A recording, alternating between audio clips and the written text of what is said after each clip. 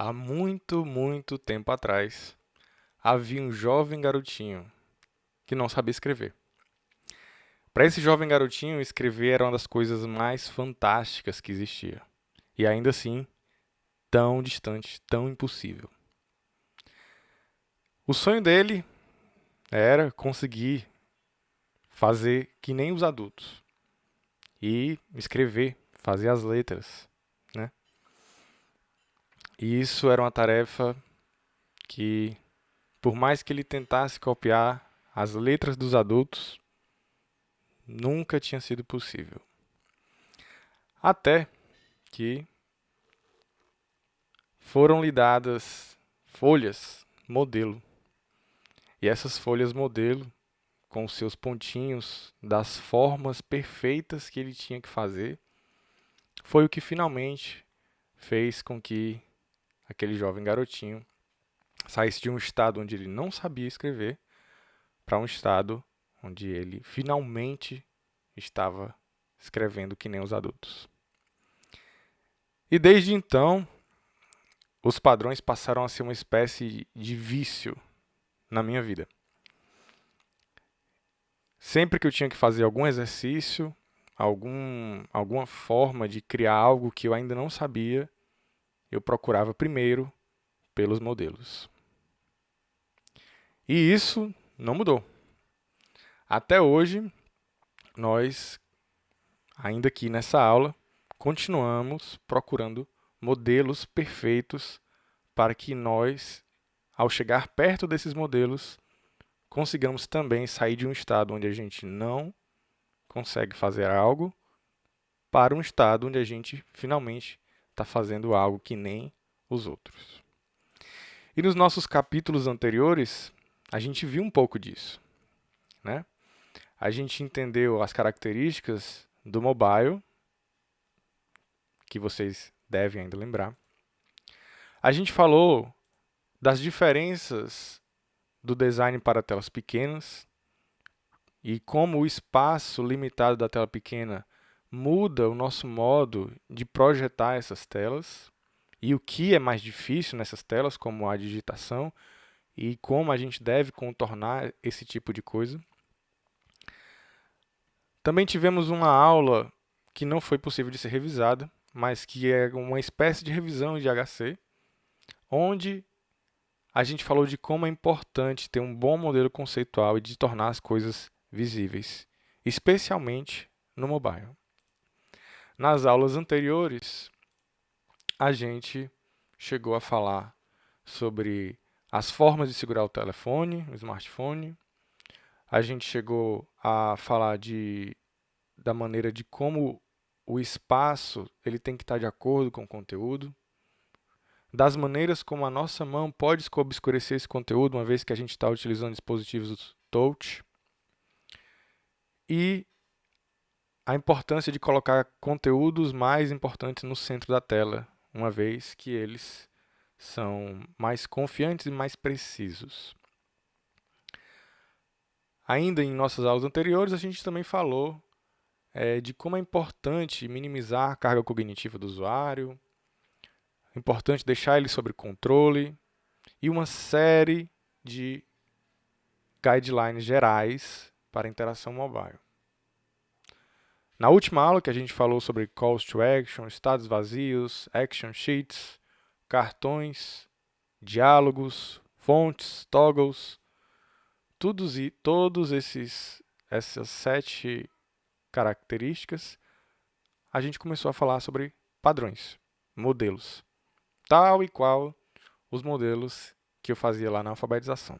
Só que agora um pouco mais complexos e um pouco mais rebuscados. E hoje a gente vai continuar falando sobre padrões para interação mobile, especificamente sobre padrões de composição. Os nossos padrões de composição, eles vão focar em 5, que a gente vai abordá-los mais destrinchadamente, e vocês vão ver que cada uma dessas categorias se subdivide em subcategorias. E a gente vai começar falando sobre o padrão do tipo scroll. O padrão do tipo scroll, a gente utiliza quando a gente tem um conteúdo muito extenso, né? Uma informação que ela não cabe em uma única página do nosso smartphone, que, como a gente já viu, tem a tela extremamente limitada em termos de tamanho. Uma das características do nosso padrão de scroll é que ele deve ocorrer em apenas um eixo, para evitar qualquer tipo de confusão.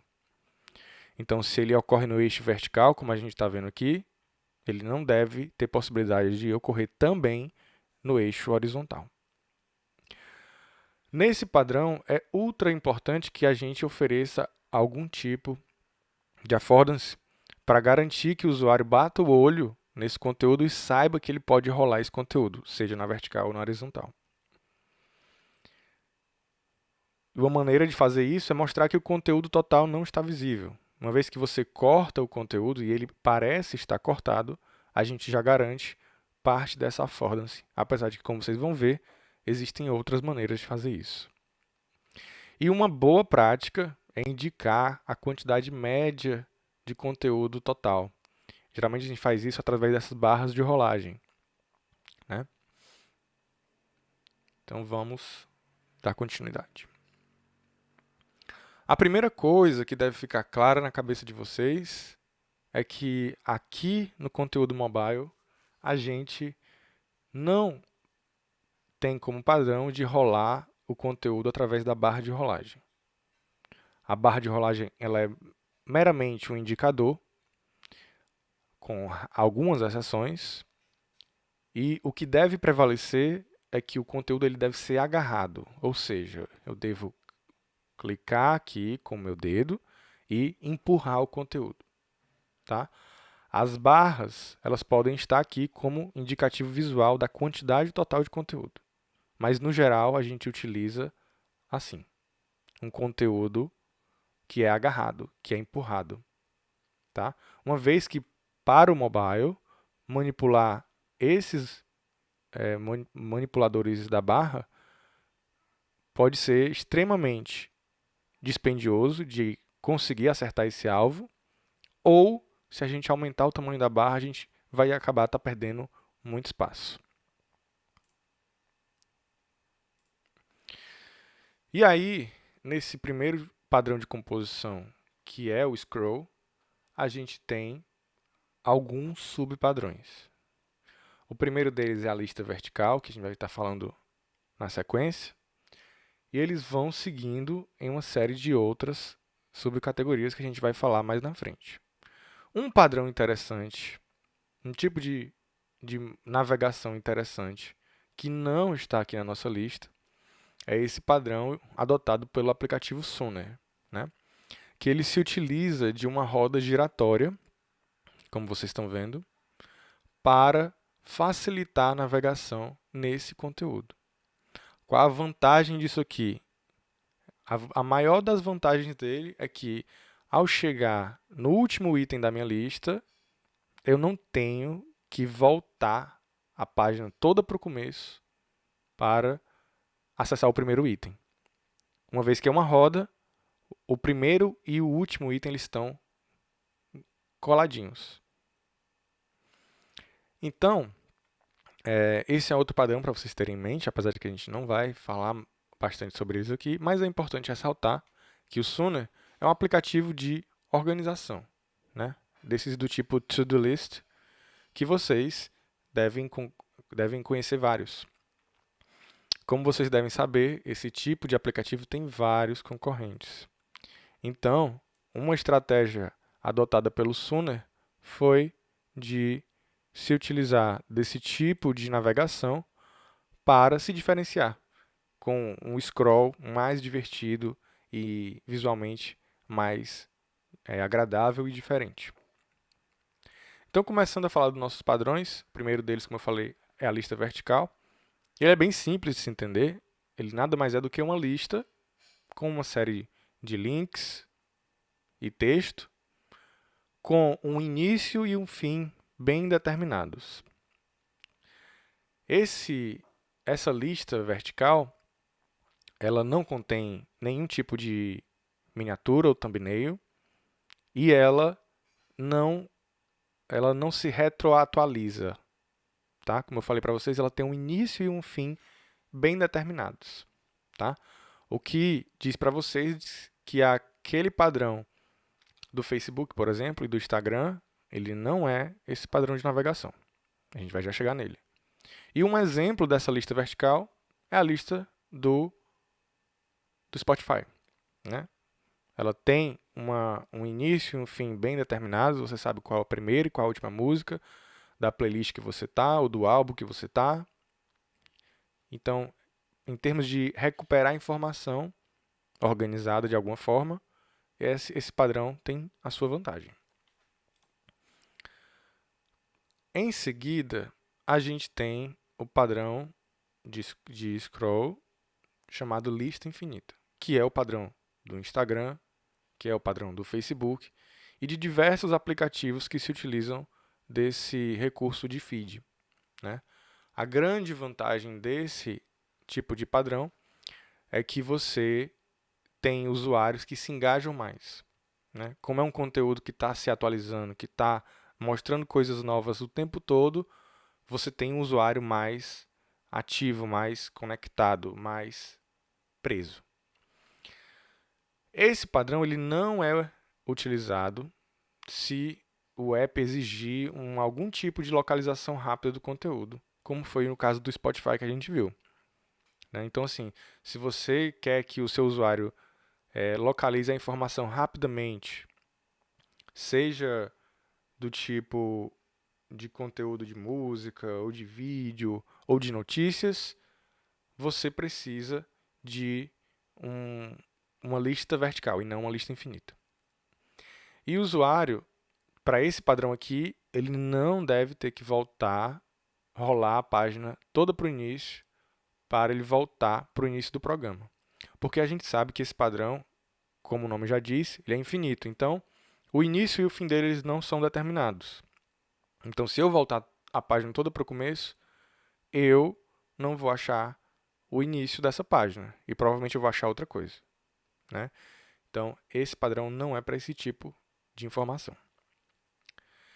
E, além disso, o indicador de carregamento ele deve ser incorporado sempre que a página tiver que ser recarregada. Dessa forma, é um exemplo. Então, existem diversas aplicações que se utilizam do padrão infinito que, quando chegam no final da área já carregada, elas permitem que você puxe a página e ela aparece um indicativo aqui de carregar novas histórias ou novos posts. E aí, uma vez que você puxa, ela exibe novas histórias e novos posts. A gente sabe que muitos padrões, muitas aplicações como Facebook, Instagram, o Facebook até que faz isso bem, mas o Instagram muitas vezes te deixa na mão. Eu acho que vocês já devem ter passado pela experiência do Instagram abrir, tá mostrando uma coisa que você quer muito saber e aí a página automaticamente atualiza. Então isso não é um uso adequado do padrão de carregamento da lista infinita. Então tomem cuidado com isso. Vocês podem causar frustrações nos usuários de vocês. A nossa próxima subdivisão é a lista de thumbnail, né? Assim como a lista vertical, ela tem um começo e um fim bem determinados, mas a diferença aqui é que a gente tem agora imagens. Antes de pensar nesse padrão, você tem que considerar se essa imagem realmente é necessária. Caso não seja, volte para o padrão de lista vertical, certo? Agora, esse tipo de padrão ele tem uma importância muito grande em aplicações como de comida, por exemplo, que você tem uma dependência muito grande do que você está comprando. Você quer um feedback visual. Então, para mim, por exemplo, é muito comum de eu, às vezes, não comprar um prato, seja no aplicativo de restaurante ou de comida, se não tiver uma imagem. Porque é como se eu não soubesse o que eu estou comprando. É como se eu estivesse fazendo uma compra no escuro. Então, atentem para isso. Que se vocês estiverem em um contexto como esse, em que o usuário precisa de um feedback visual para tomar uma decisão, esse padrão é muito bem-vindo. E aí aqui tem dois detalhes. né? Isso aqui vai variar de acordo com o público, de acordo com o contexto de vocês, que é o seguinte: se a imagem for mais importante, for o que tiver o maior apelo, como é o desse caso, vocês colocam ela na posição esquerda, porque ela vai ser vista primeiro. Agora, se não, se o texto é o que for mais importante, aí ele vem aqui, onde estão as imagens, na posição esquerda. Tá? Então, a posição esquerda tem um papel de privilégio. Aqui a gente tem algumas diferenças entre as diferentes tipos de scroll que a gente viu. Tá?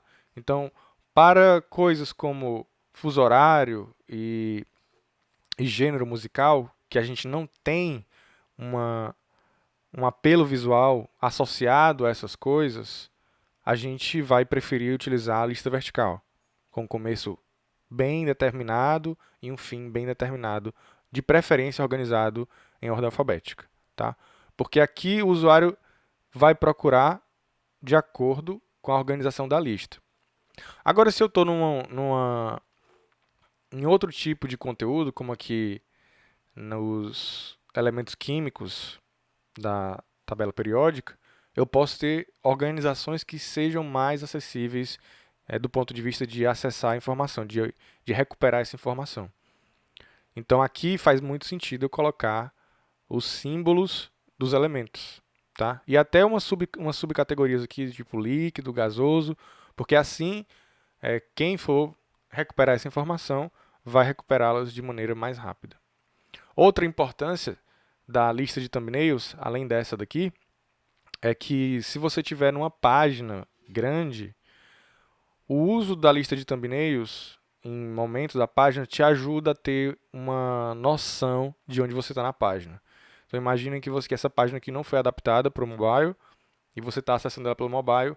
O fato dela ter thumbnails, ela te auxilia a se encontrar aqui, tá?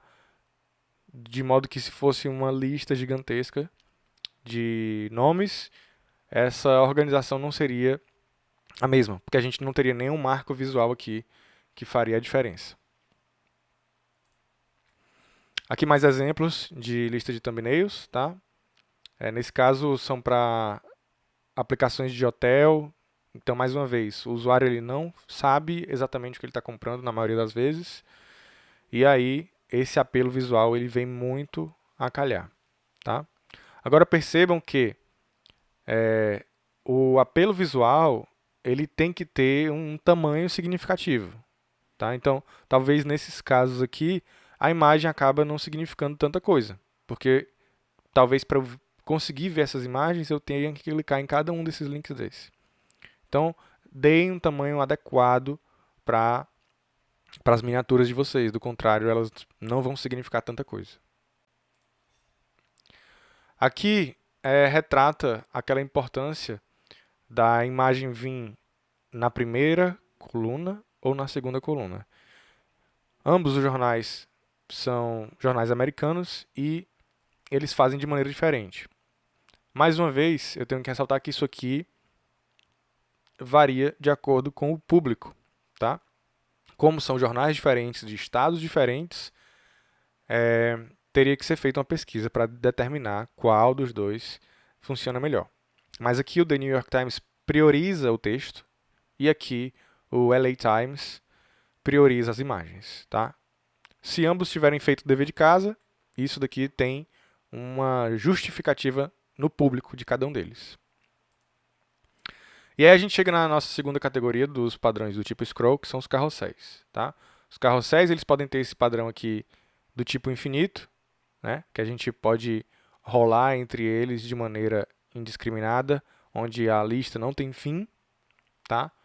Mas geralmente a gente está acostumado a ver os carrosséis com esse padrão aqui, com um início e um fim mais determinados. Tá? Até porque para listas longas isso facilita a localização do teu usuário de saber aonde um item começou, aonde outro terminou. Tá? Sem isso aqui, como na lista do Netflix, a gente pode entrar num loop de imagens de carrossel muito grandes que você pode até ficar rodando nisso aqui por algumas vezes sem saber se que recomeçou a lista.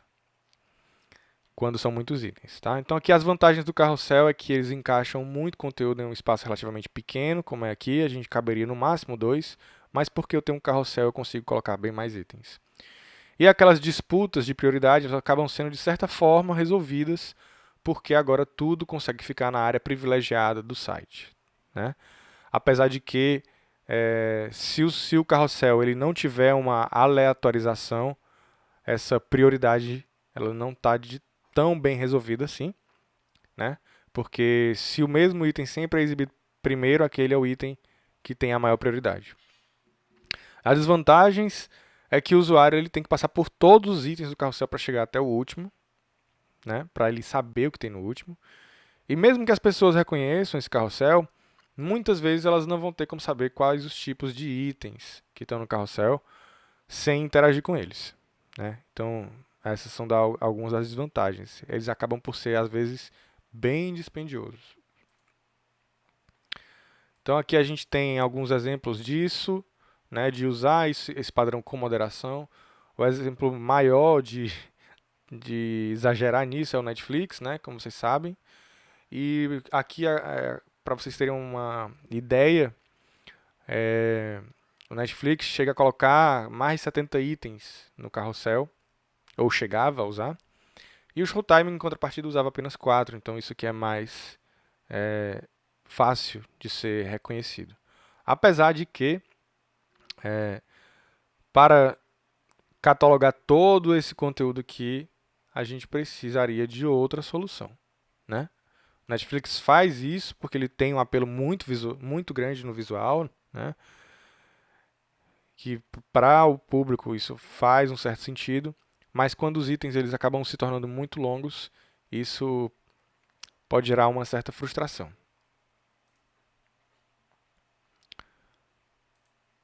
Aqui a gente tem que dar affordances para o usuário, tá? Então no site aqui da Zara a gente não tem nenhuma indicação de que isso daqui é um carrossel, né? Ele não me dá nenhuma dica de que eu posso passar isso aqui para o lado. Ele não me dá nenhuma dica de que tem umas migalhazinhas de pão aqui para eu saber que tem mais coisas. Então, o usuário ele pode passar por isso aqui sem perceber que tem mais conteúdo aqui para ele ver. Então, exemplos que funcionam bem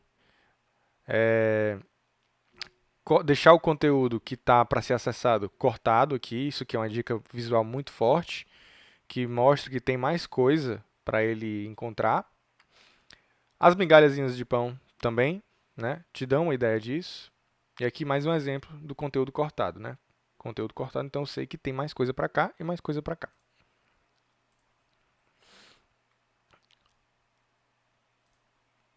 A gente tem que evitar qualquer tipo de acidente também, tá?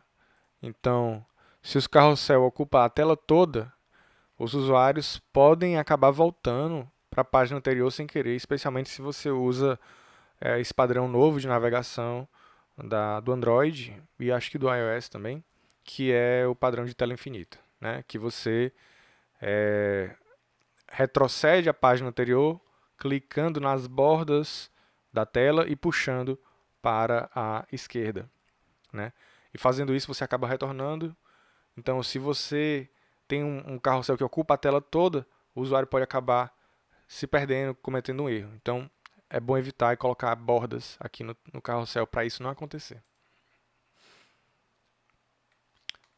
Então, como eu já tinha dito, um pouco de espaço vai ajudar nisso, né? Que tem um espaço e facilita que o usuário não cometa esse erro. Além das migalhazinhas de pão também que vão ajudar nesse processo. Nosso próximo padrão de scroll é o grid list, tá? Que em vez de eu ter uma única lista, agora eu vou ter uma lista dividida em colunas, né? Como a gente está vendo aqui nesse caso. Vantagens, ele tem um apelo visual bem maior, né? Eu consigo ver muita coisa visualmente falando de uma vez só. Vai ajudar os usuários a examinar distinções entre os itens, então isso é particularmente útil quando você quer que os usuários comparem dois itens ou mais de dois itens. E a atenção do usuário ela vai ser dividida de maneira uniforme, tá? Então não vai ter nenhum foco aqui. Ele vai estar olhando para cá, depois para cá e vai ficar constantemente indo e voltando nesses itens. Desvantagem, você vai ter um scroll bem maior do que se você tivesse uma lista de thumbnails ou uma lista vertical, tá? Porque aqui eu vou ter menos itens, né? E a gente acaba criando páginas muito grandes. Então aqui na prática, né? Como é que seria uma lista de visualização com uma lista vertical e uma lista de grid view. Grid view a gente tem só 6 itens e na lista vertical a gente vai ter até 10, né? Nesse exemplo aqui. E o que é essa lista fisheye, né? Talvez vocês já tenham visto algum tipo de aplicação que faz isso daqui, que ela basicamente ela vai dando um zoom à medida que você vai chegando próximo do item que você quer. E ela vai diminuindo os outros itens que você não está interessado no momento. Ela não é tão utilizada, mas como vocês devem lembrar, a barra do Mac usa esse padrão. E vocês já devem ter visto interfaces parecidas com essa no mobile, né? Que ela é uma espécie de sanfona, que ela colapsa aquilo que não está sendo visualizado agora, mas o que está na sua visão, ela dá uma expandida. Né? O princípio é o mesmo, embora isso aqui é uma adaptação daquela lista de fisheye. Tá? Dica muito importante é interface drag drop em uma área rolável, num dispositivo touchscreen, não façam isso. Tá? Já é difícil demais de interagir com uma tela pequena, e se você tiver um conteúdo que você tem que clicar, arrastar para uma parte inferior da antena da tela, que está mais abaixo, você vai ter que ficar esperando esse conteúdo ser mostrado para você jogar aquele item ali. Não é nada intuitivo, não é nada agradável para o teu usuário. Tá? Então, simplesmente não façam esse tipo de interação no mobile. Aí a gente entra para o nosso segundo padrão de composição, que são as notificações. Tá? Então, a gente vai utilizar as notificações quando um alerta requerer a atenção do usuário. A gente chegou até a falar sobre isso na última aula. Elas devem possuir um feedback visual, principalmente, áptico ou audível, né? E às vezes é até um conjunto dos três. E elas devem permitir alteração imediatas, tá? Como é o caso aqui desse exemplo, onde eu posso responder ou arquivar essa notificação. Aqui a gente tem alguns exemplos de como esse padrão de notificação deve funcionar, tá? A gente deve ter um único e consistente método de notificação, tá? Então, se dentro do seu aplicativo existem notificações que não são as notificações do sistema, por exemplo, as push-ups, você tem que ter uma maneira única e consistente, certo? E vale ressaltar que é mais viável que você se utilize de padrões que o usuário já tem uma certa familiaridade, como esse daqui, por exemplo, certo? Isso daqui, as notificações vindo de cima, é um padrão que a maioria de nós já está acostumado por outros aplicativos e até pelo próprio iOS que vocês estão utilizando, desculpa, pelo OS que vocês estão usando. Agora, se vocês utilizarem de padrões assim, tenham consistência e mantenham ele durante toda a aplicação, certo?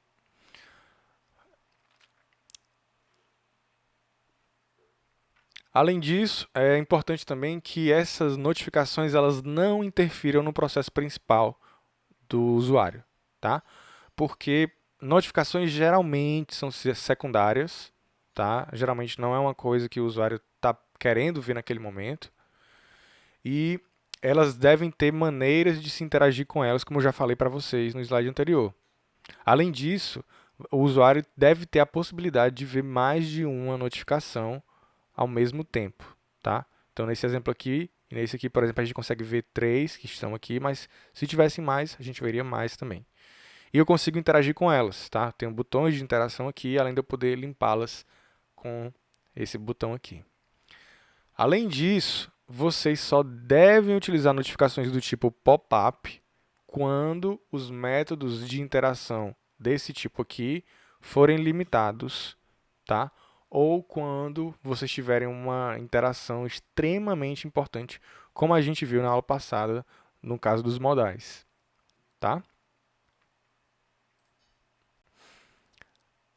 E aqui a gente tem um exemplo, né, que não deu muito certo, que é do iPhone, que ele exibia notificações de mensagem, tanto nas push-ups notificações, como na área de bloqueio do iOS, né? Porém, o crachazinho de identificação dessa mensagem só sumia quando eu clicava nesse ícone aqui do aplicativo, tá?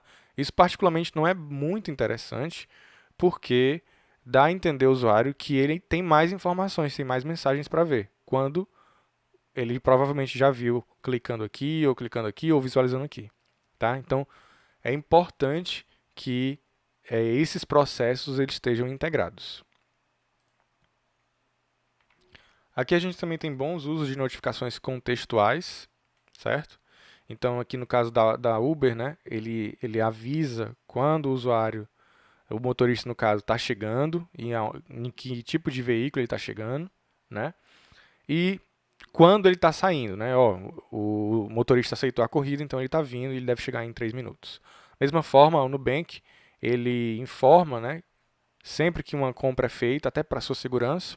E aqui a gente tem um bom exemplo do Facebook, que ele te mostra que tem novas histórias aqui no teu feed. Caso você queira ver, você clica para ele atualizar as histórias, tá? Isso aqui é uma boa maneira de usar as notificações contextuais, porque não atualiza a página de uma vez, como a gente vê no Instagram, por exemplo, né? Causando algumas frustrações. Tenham parcimônia nas notificações de vocês, tá? Então, enquanto vocês estiverem como desenvolvedores, vocês que vão determinar a quantidade de notificações que vão chegar na push-up do teu usuário. A gente já falou isso sobre a aula passada.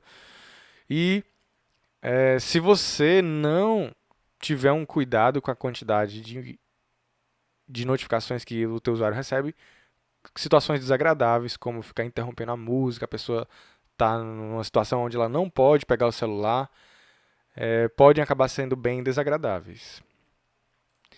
E falando de coisas desagradáveis, a gente tem notificações que não são particularmente as mais bem-vindas, né? Então, por exemplo, a gente tem notificações do tipo, você esqueceu alguma coisa no seu carrinho, complete a compra, né? Que algumas vezes podem ser boas, porque você realmente pode ter esquecido de ter feito a compra, né?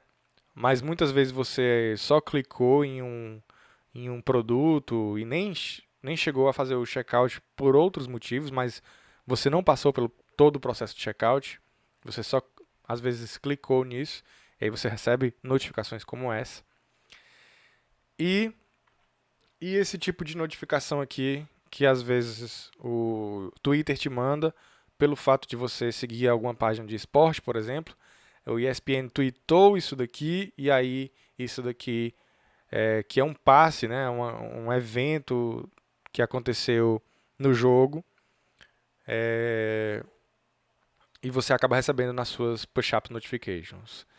Não é muito interessante a menos que você tenha pedido isso, tá? Então existem alguns aplicativos de esporte que você pede para saber desse tipo de coisas aqui, mas quando é no Twitter, isso daqui não é uma das coisas mais agradáveis, porque imagina só você tá aqui recebendo vários tipos de notificações que nem são tão importantes assim, e às vezes nem é o time que tu torce, e você tá recebendo isso daqui, tá? Tem outras aplicações que fazem isso bem, como uma aplicação do Google para jogos. Você pede para seguir um determinado jogo e aí sim ele te manda notificações desse tipo, mas quando é no Twitter, às vezes não é muito interessante pelo fato de você não estar querendo saber informações daquele jogo.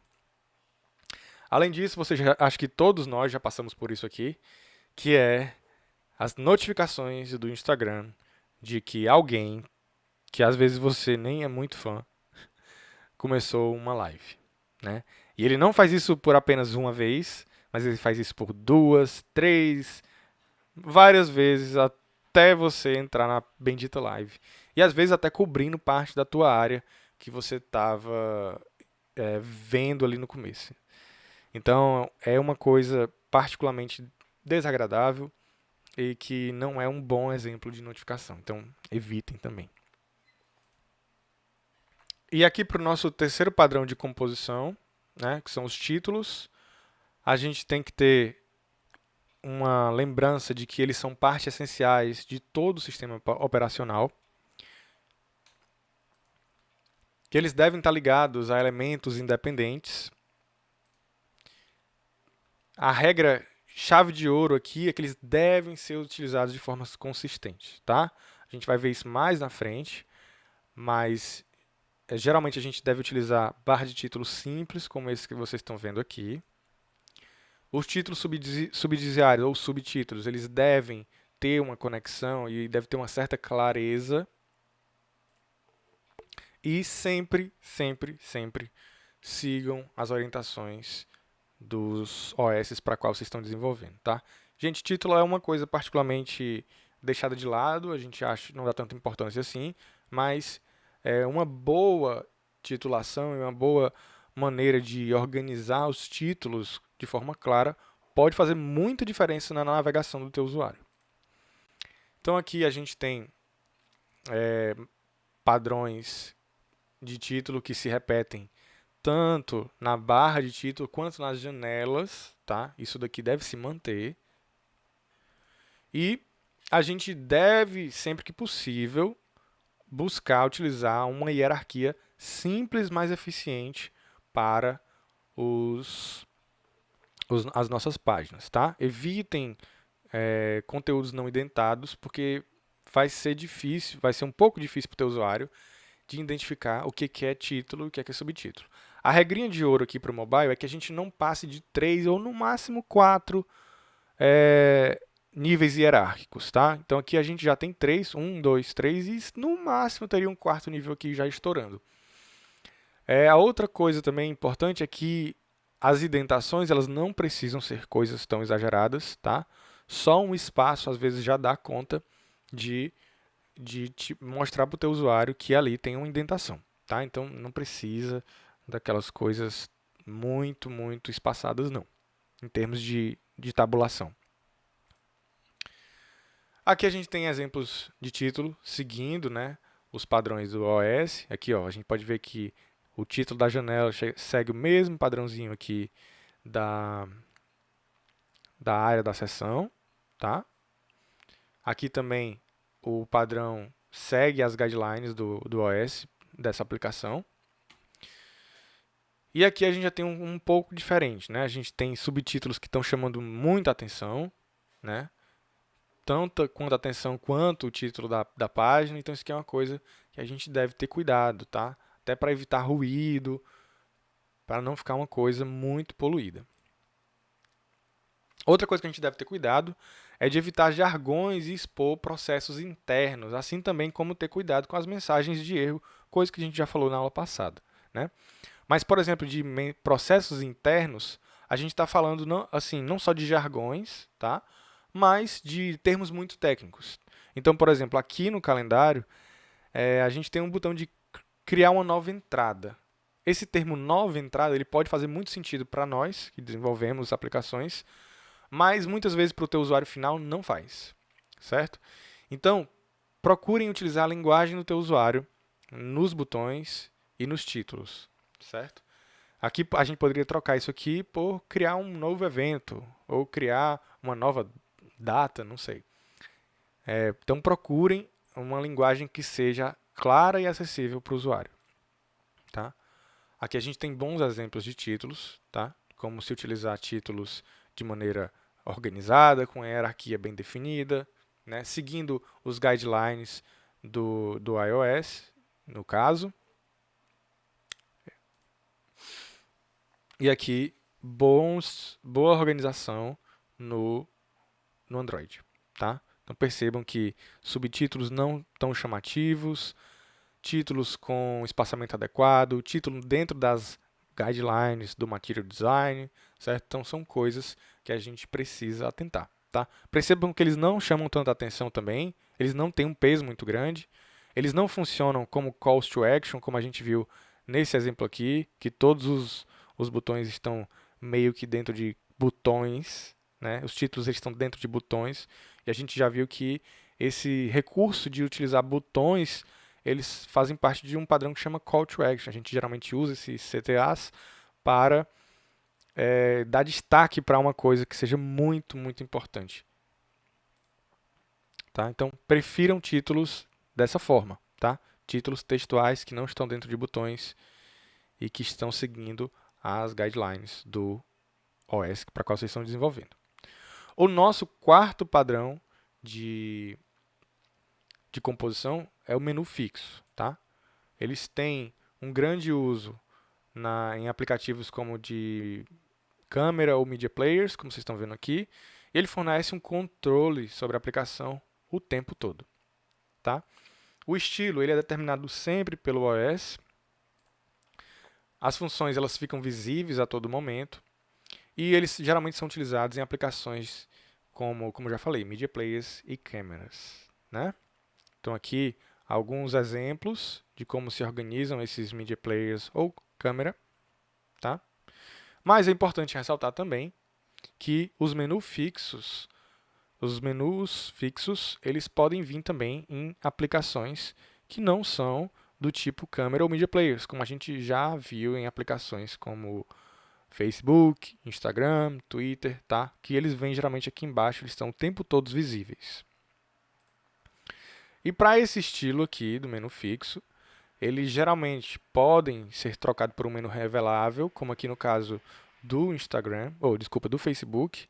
A gente tem aqui o menu revelável com ícone e subtítulo, né, um rótulo na verdade. E esse menu aqui, ele às vezes aparece aqui em cima como um menu revelável com os mesmos ícones. Então você reconhece que é o mesmo menu. Eles geralmente listam ações disponíveis no sistema. E eles se apresentam com um ícone individual e um rótulo associado, como nesse caso, mas eles podem vir dessa maneira também. E eles também podem ser utilizados como uma lista de texto, que a gente vai ver mais na frente. A gente tem que evitar sempre a sobreposição da barra de rolagem, tá? Para não prejudicar a vista do usuário. E evitar conflitos de interação. Tá? Então a gente vai falar disso mais à frente, como